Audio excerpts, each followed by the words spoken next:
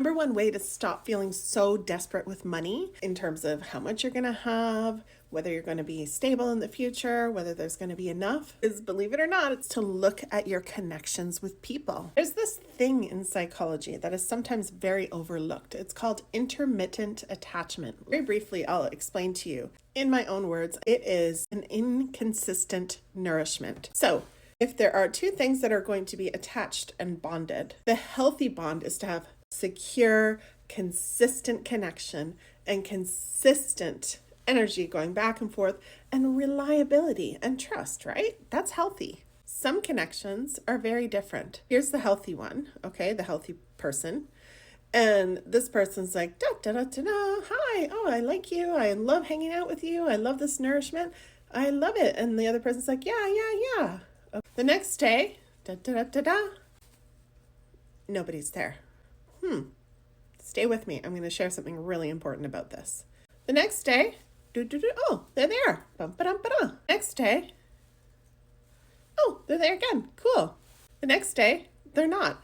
What I'm doing is creating a chaotic pattern here. There's no predictability for this healthy person. So they're sitting here going, wait a minute. Stay with me. We're going to get to the money part. This is really important. This changed a lot for me when I learned this, getting my university degree. I need to watch out for this because some people do it on purpose because they know how easy it is to control someone who's in this situation. Stay with me. There's a desperation that happens over here. I say desperation, this is well studied in psychology. Peer-reviewed studies, repeated over and over and over again.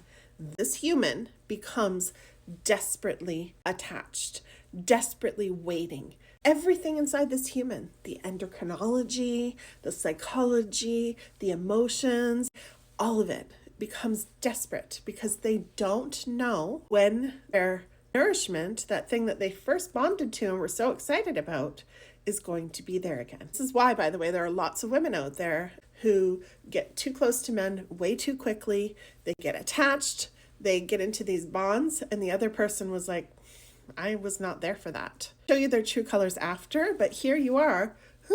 And that's why that desperate behavior of calling, texting, where did they go? Very easy to fall into this trap. It's very deeply rooted. It's not easy to just pop out of that desperation when you're not prepared, when you don't understand this. So intermittent attachment is very dangerous. It's very dangerous to your health. When you look at your relationship with money, you've got to ask yourself, is there something consistent coming in?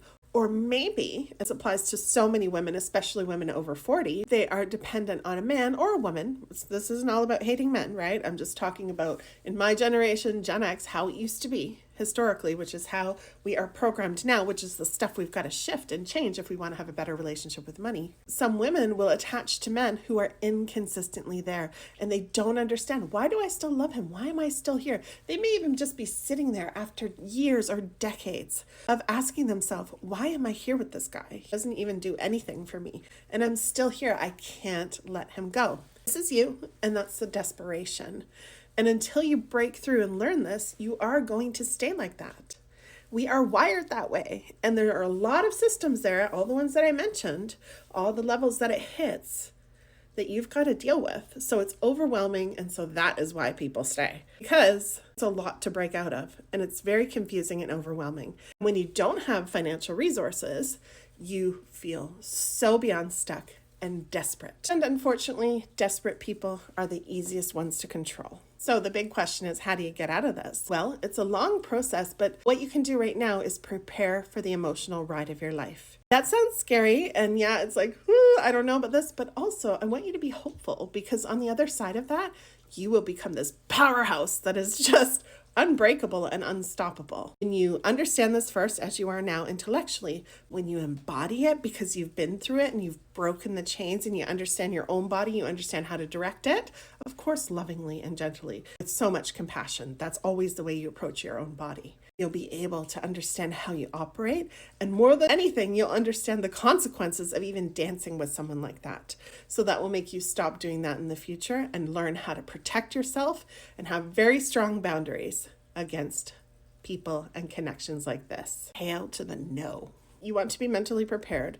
And next, you want to find solid support, like a therapist. Look into them because there are a lot of therapists who aren't reliable and who have their own stuff too. Find someone who's well reviewed, who has been around for a long time. You want to look for that healthy connection. As you break away from the intermittent, you want to attach to a healthy, secure being. Could that be a friend or a parent or someone like that?